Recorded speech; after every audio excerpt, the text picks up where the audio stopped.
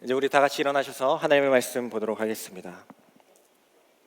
오늘 하나님께서 우리에게 주신 말씀은 요한복음 21장 1절부터 14절까지의 말씀을 우리 한 절씩 교독하겠습니다. 그 후에 예수께서 디베랴 호수에서 또 제자들에게 자기를 나타내셨으니 나타내신 일은 이러하니라.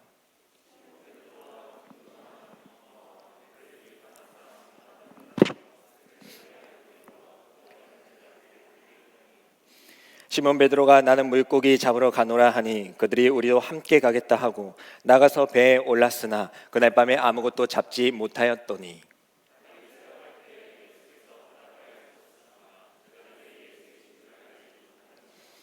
예수께서 이르시되 얘들아 너희에게 고기가 있느냐 대답하되 없나이다.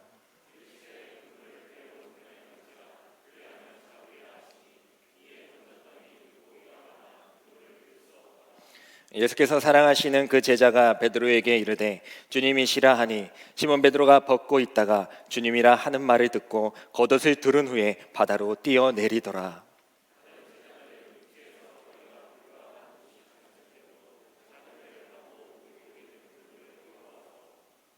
육지에 올라보니 숯불이 있는데 그 위에 생선이 놓였고 떡도 있더라. 시몬 베드로가 올라가서 그물을 육지에 끌어올리니 가득히 찬 물고기가 153마리라. 이같이 많으나 그물이 찢어지지 아니하였더라.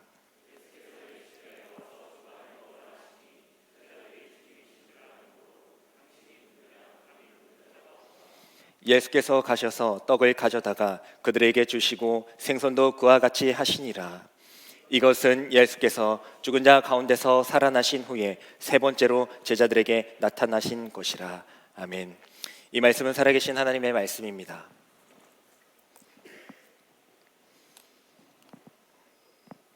네, 우리 전사님과 간사님께서 너무나도 귀한 간증과 또 말씀을 또 찬양에 들려주셔서 그 여운이 계속해서 남는 것 같습니다.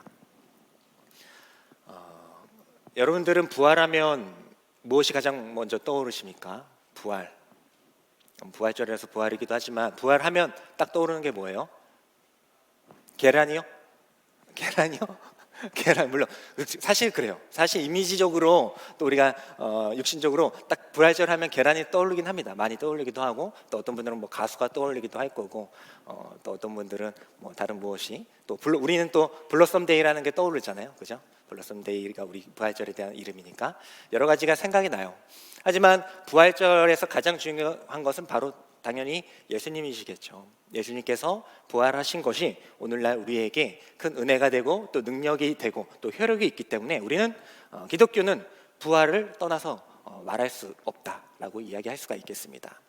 십자가도 매우 중요해요. 사순절 기간 우리 십자가에 대해서 계속해서 묵상했습니다. 십자가 중요하죠. 근데 우리가 복음이라고 얘기할 때는 십자가와 부활을 얘기해요.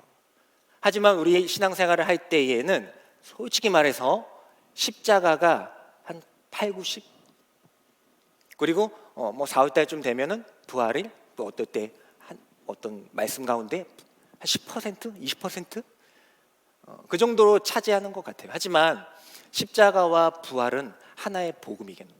동전의 양면과 같이 뗄 수 없는 복음입니다. 근데 우리가 한 부분에만 너무 집중하고 있지 않은가 생각해 보자는 거예요. 십자가의 사역으로 우리를 위하여 죄를 사하여 주셨습니다. 다 이루었다 지불하셨어요. 그죠?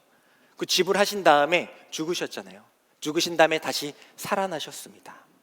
그리고 우리에게 부활을 선물로 주셨어요. 선물로. 그래서 십자가와 부활까지 우리를 구원하기 위한 주님의 사역입니다. 우리가 이거를 하나로 동전의 양면이다. 십자가와 부활은 뭐 저에게만 그런 때만 하는 게 아니고 하나구나. 복음이란 하나구나라는 인식 이젠 여러분들 가운데서 절대 떠나지 않고 마음속에 새겨지기를 간절히 소망합니다.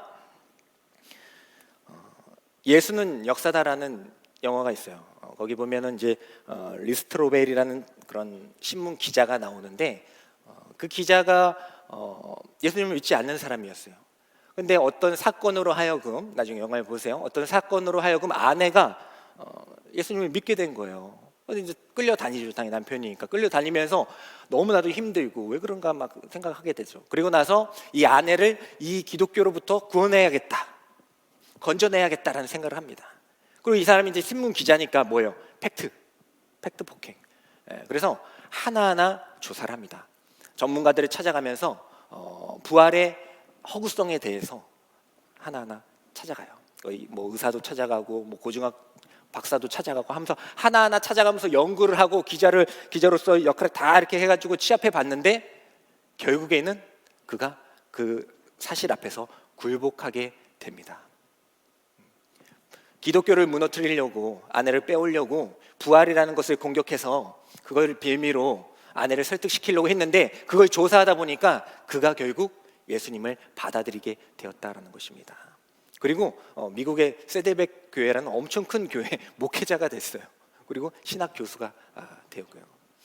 뭐 해피엔딩으로 끝났지만은 이 리스트로벨이 가지고 있었던 그 의문과 그 핵심, 부활을 무너뜨리면 기독교는 끝나는 것이구나 라는 그의 관점은 정확했다. 우리의 신앙은 부활을 떠나서 말할 수 없습니다. 부활절에만 부활을 생각하는 것이 아니라 365일 우리가 죽는 그 순간까지 이 부활의 능력과 효력은 우리를 떠나서는 안 돼요. 십자가만 생각하고 늘 묵상하고 주님께 나아가는 그런 것도 귀하긴 하지만은 부활의 능력까지 가지 못하고 머물게 된다라면은 그건 복음으로서 부족한 모습으로 남게 된다라는 것을 여러분들 분명히 기억하시길 바랍니다. 그래서 사도 바울은 이렇게 얘기했어요. 고린도전서 15장 14절에 보면요, 그리스도께서 다 같이 읽어볼까요? 네, 다 같이 읽겠습니다. 시작. 그리스도께서 만일 다시 살아나지 못하셨으면 우리가 전파하는 것도 헛것이요 또 너희 믿음도 헛것이며. 네. 만약에 부활이 없다면 사도 바울이 얘기합니다. 우리가 복음 전하는 거 다 헛것이다.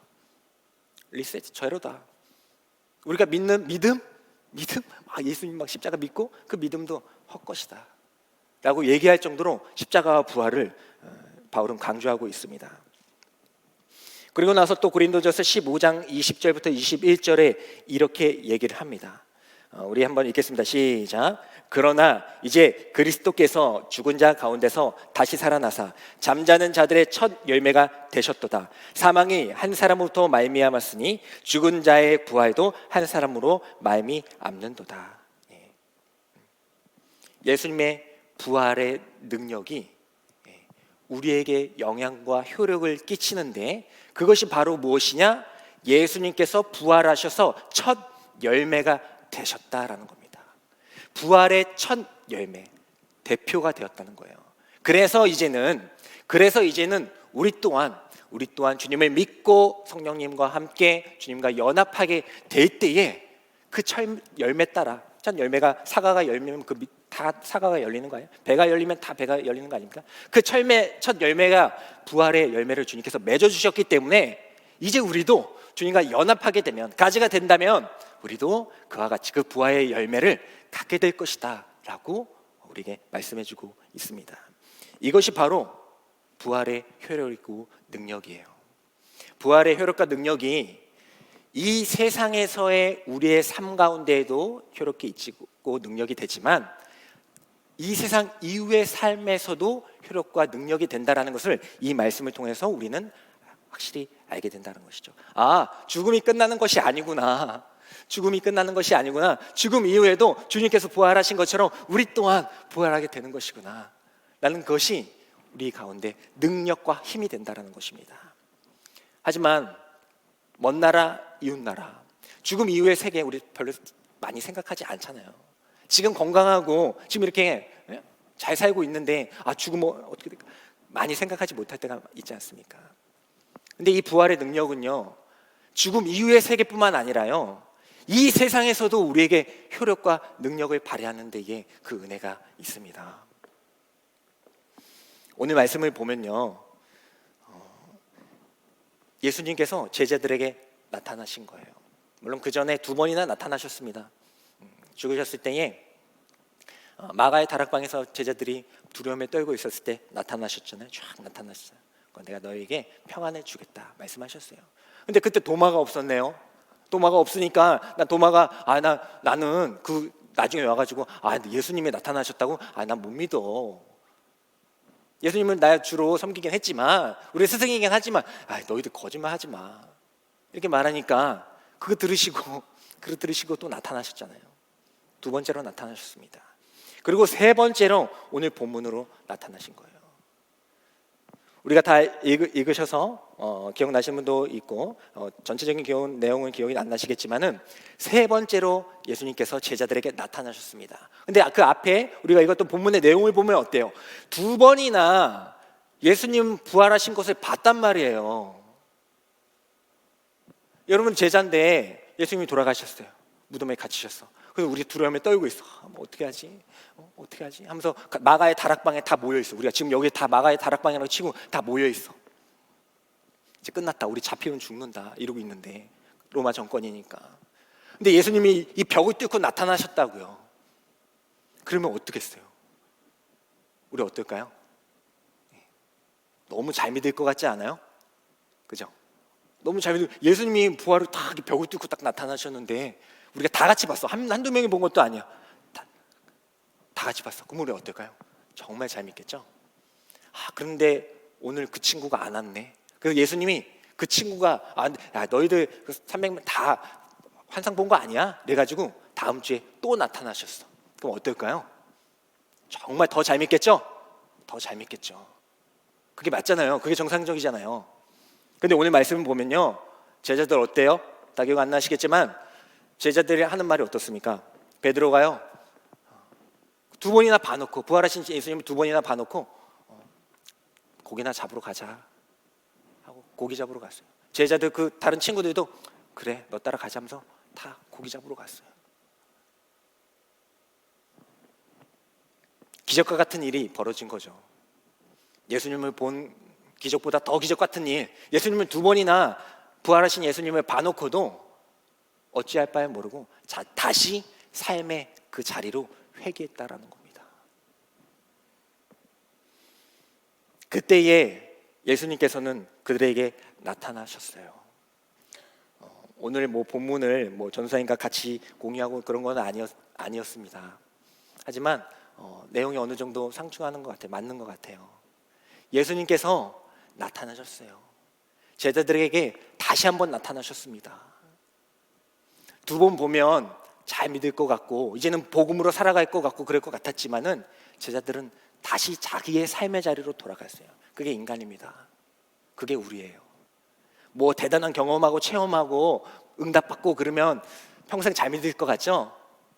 그때 제가 말씀드렸잖아요. 시간이 없어서 다 얘기 못 드렸지만 죽을 뻔한 경험을 해도요 3일 지나면 불평할 거 생기고 원망할 거 생깁니다. 그런 성도는 없어요. 그렇기 때문에 예수님께서는 나타나시는 거예요. 부활하셨다. 죽은 자가 살아났네. 이런 신적인 능력이 내가 믿는 분에게 있구나. 이게 아니라 그렇게 살아나신 분이 뭐 하시냐? 그렇게 살아나셔가지고 뭐 하시냐? 물론 전체적으로 우리 구원하시기 위한 것이지만은 그렇게 살아나셔서 뭐 하셨나? 우리들에게 제자들에게 가셨다. 제자들에게 나타나셨다. 한번 나타나시고 또 오심하니까 또 나타나시고 또 다른 길로 가고 하니까 또 나타나시고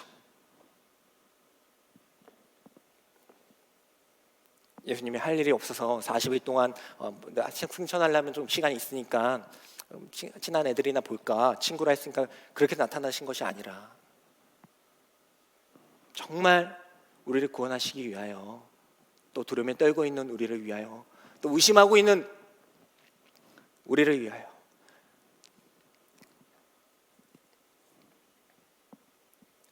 예수님을 만나기 전으로 회개하려고 하는 우리를 위하여 나타나신다. 뭐 하셔서요? 부활하셔서요. 부활하셔서 나타나십니다.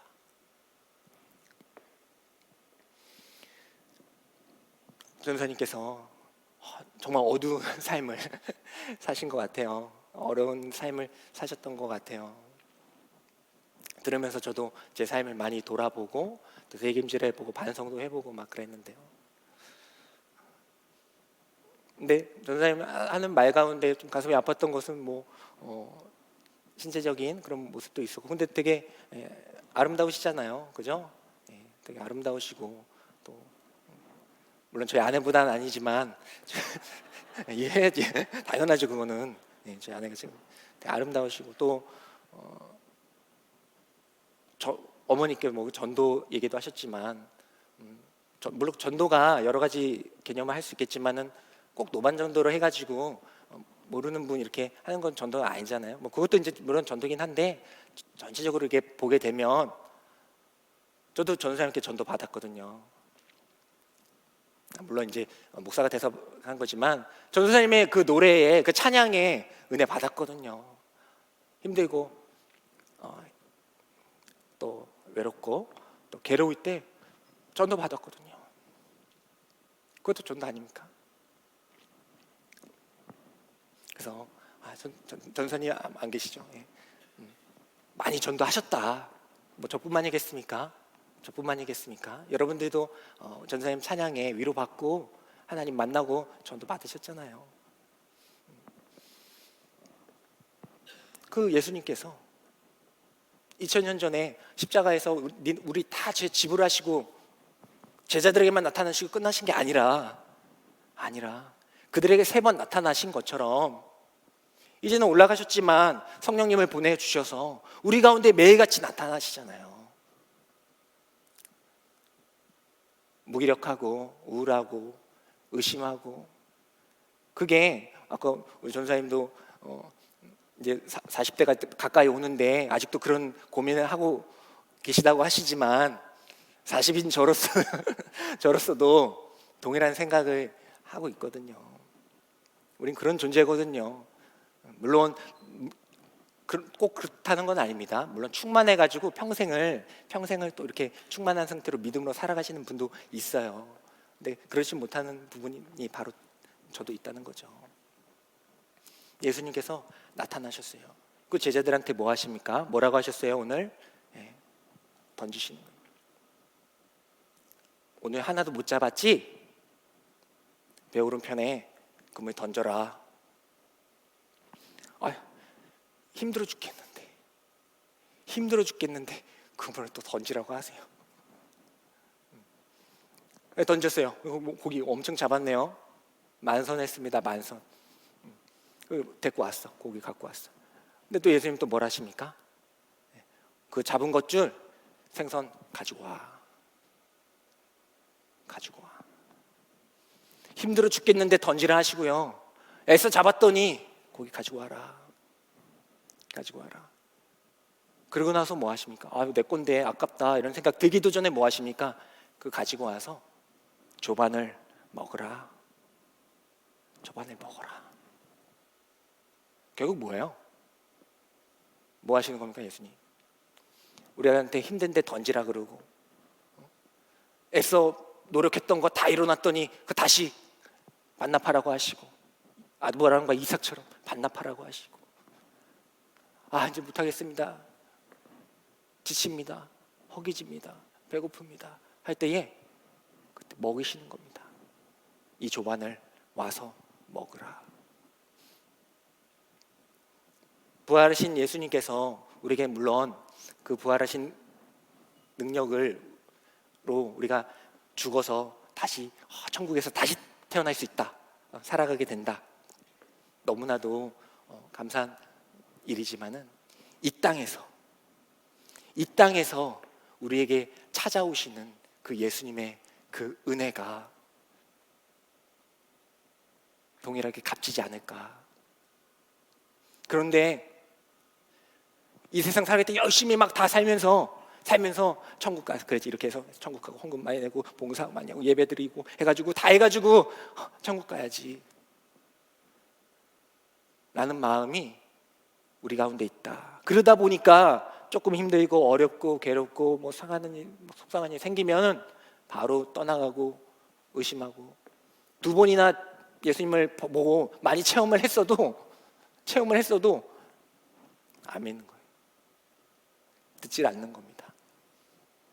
그럴 수밖에 없는 우리이지만 그런 가운데 부활하신 예수님은 이후의 삶뿐만 아니라 지금의 삶, 우리의 삶 현장 가운데 찾아오셔서 이렇게 말씀하십니다. 그리고 요구를 하세요. 그래서 아까 제가 막 메모했어요. 말씀은 전 내용을 아니까 전도사님께도 막 그렇게 막 요구를 하셨던 것 같아요. 근데 저도 이 말씀을 같이 보면서 하나님의 요구, 던져라, 가지고 와라, 아깝잖아요. 던져라, 힘들잖아요. 먹으라, 귀찮잖아요. 근데 그 모든 것들, 예수님의 그 요구들이 뭡니까? 그 요구들 다 받아들였던 제자들 어떻게 됐어요? 예수님 만났잖아요. 예수님 만나서 예수님이 원하는 그 길 가게 되지 않았습니까? 그래서 저는 이렇게 생각해요. 예수님이 요구하시는 것은 사랑이다. 우리를 구원하시기 위한 예수님의 요구는 사랑이다. 그 적어놨어요. 예수님의 요구는 사랑인 것 같다. 전도사님 간증 들으면서 딱 떠올랐습니다.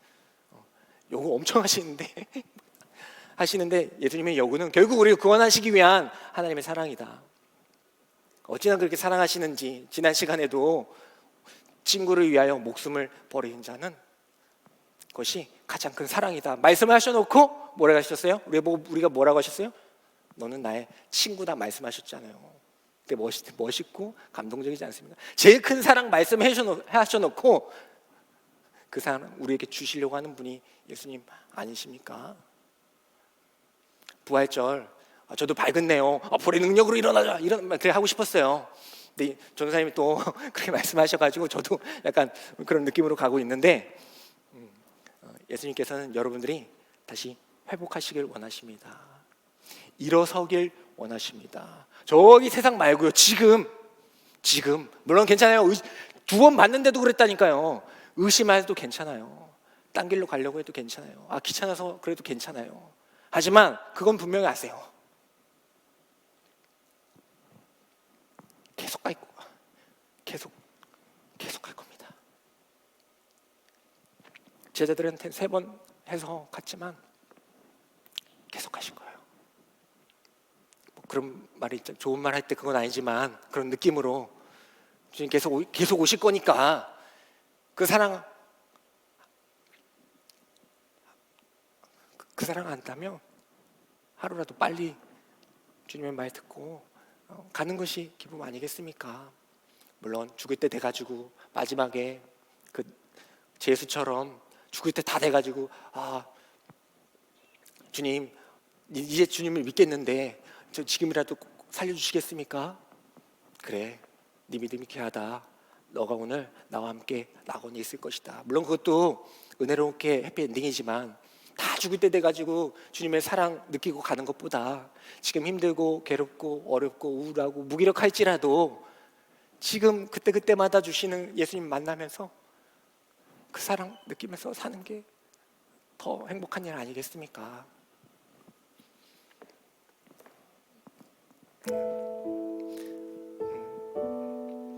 그래서 어떤 상황 가운데서도 우리는 찬양할 수 있는 것 같아요. 왜요? 찾아오실 거거든요. 무기력하십니까? 찾아가실 겁니다. 그리고 던지라고 말씀하실 거예요. 던져봤더니 만선하게 하실 거예요. 가득 차게 하실 거예요. 그 가지고 때로는 우리가 열심히 이뤘던 것 가지고 오라고 하실 겁니다. 가져오셔야 돼요. 가져오십시오. 가지고 오시면 뭐합니까? 내거 나 많이 쌓았다. 예수님 그런 분 아니시잖아요. 가지고 오셔서 그 믿음 확인하시고 다시 우리들의 입속에 먹이실 것입니다. 웬 그렇게 살아가는 거예요. 완벽하게 살아가는 거 아니에요. 무너지고 무기력하고 우울하고 쓰러지고 다치고 괴로워하면서 예수님을 찾아오시는 그 예수님 사랑 만끽하면서 우리를 채우시고 먹이시는 그 주님의 힘으로 일어나게 되실 줄 믿습니다. 먼 나라 이룬 나라 이유가 아니라 이 땅에서 부활의 능력과 효력을 가지고 살아갈 수 있는 저와 여러분들이 되기를 소망합니다. 우리 다 같이 일어나셔서 우리 결단의 찬양 드리도록 하겠습니다. 주님 따라가겠습니다. 주님이 일어서겠습니다. 걷겠습니다. 찬양하겠습니다.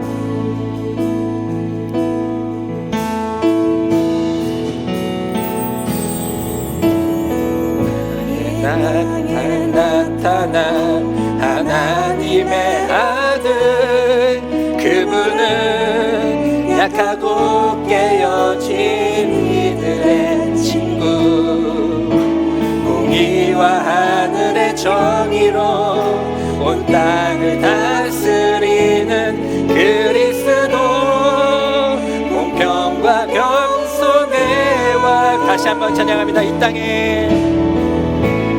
땅에 나타난 하나님의 아들, 그분은 약하고 깨어진 이들의 친구, 공의와 하늘 정의로 온 땅을 다스리는 그리스도, 공평과 겸손의와 우리 결단하며 나아갑시다. 나 이제는 주님을 따라가려네. 늘 뒤돌아서도 그 자리에서 진리를 딛고 나 일어서 주님을 따라가려네. 예수 그 이름 임마누엘, 주와 함께 살겠네. 우리 기도하며 나아가겠습니다. 하나님, 부활의 능력으로 일어서겠습니다. 우리를 끝까지 찾아오시는 것을 알기 때문에 하나님 하루속히 주님의 말씀에 순종하면서 그물을 던지고 주님께서 원하시는 것 다 드리고 또 주님께서 먹이시는 것으로 부유함을 느끼며 살아가겠습니다. 그 부활의 능력이 이 세상 가운데, 나의 삶 가운데, 지금 나의 일상 가운데에서도 떠나지 않을 수 있도록 그 능력을 우리에게 허락하여 주시옵소서. 하나님 아버지, 우리는 연약합니다. 무기력합니다. 부족합니다. 그 모든 것들, 우울합니다. 그 모든 것들 부활의 능력으로서 우리의 찾아오셔서 회복시켜 주시고 일으켜 세워주시고 걷게 하여 주시고 뛰게 하여 주시고 결국에는 찬양하게 하시는 그 주님을 바라보며 살겠습니다라는 다짐을 가지고 우리 주여 삼창하며 나아가겠습니다. 주여, 주여, 주여. 나 이제는 주님을 따라가려네. 늘 뒤돌아서던 그 자리에서 진리를 딛고 나 일어나 주님을 따라가려네. 예수 그 이름 임마누엘, 주와 함께. 마지막으로 고백합니다. 나 이제는 주님을 따라가려네. 늘 뒤돌아서던 그 자리에 찾아오시는 주님을 만나시기를 원합니다. 나 일어서 주님을 따라가려 다 같이 예수의 이름 임마누엘, 주와 함께 살겠네. 하나님 아버지 감사합니다. 은혜로운 간증과 그 찬양 집회를 통하여서 우리에게 은혜를 허락하여 주시고 또 이어서 우리에게 말씀을 허락하여 주셔서 주님께서 우리를 얼마나 사랑하시는지 절대로 놓지 아니하시는지 오늘의 찬양 가사와 또 주님 전도사님의 그 간증의 그 고백 포인트처럼 임마누엘 맞추지 않았는데 하나님께서 우리에게 메시지를 주신 줄 믿습니다. 임마누엘, 내가 너와 함께하겠다. 어디로 가든지 가봐라. 배를 타고 가봐라. 해외로 가봐라.